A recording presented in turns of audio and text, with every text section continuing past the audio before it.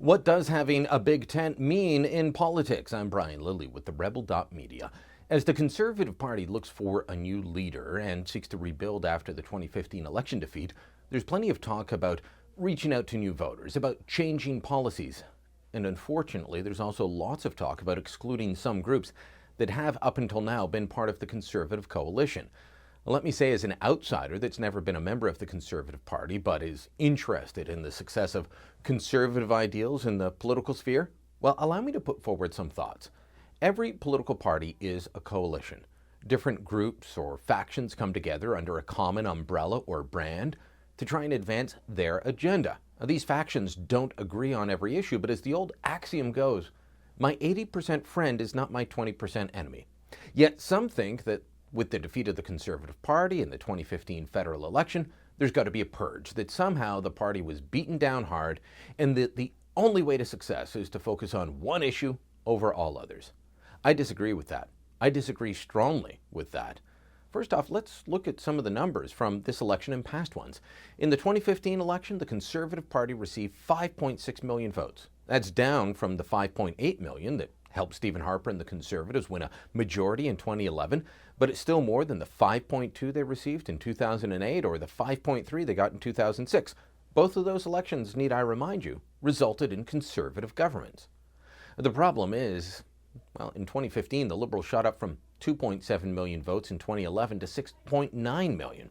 To cite a phrase made popular by a now long gone and not missed Conservative leadership candidate, they baked a bigger pie. The problem for the Conservatives isn't that one group or another held too much sway or that they talked about issues other than economic ones. It's that the Liberals were not only the beneficiaries of the NDP dropping more than 1 million votes, but also an organized effort to unseat Harper and the Conservatives by bringing in new voters. Voter turnout reached 68.3%, a 22-year high.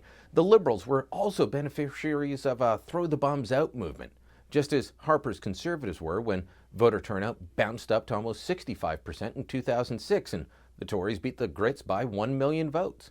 The bottom line of 2015 is that the Conservatives could have increased their vote by 1 million and still fallen short of Trudeau's gains. So the lesson of 2015 isn't to throw aside certain parts of the Conservative coalition that helped the party win in 06, 08, and 2011. No, it's not that at all.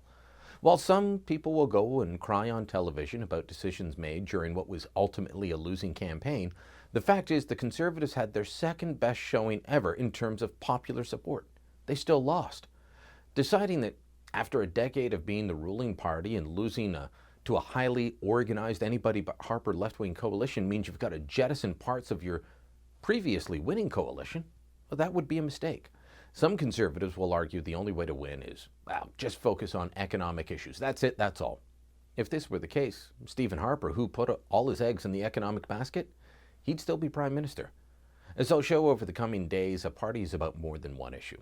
Those that claim they want a big tent but still want to exclude parts of the coalition, particularly social conservatives, well, they haven't thought things through. Ronald Reagan often spoke of the conservative movement being a three-legged stool, comprised of defense or foreign policy conservatives, economic conservatives, and social conservatives. You take away any one leg of the stool, it becomes unstable.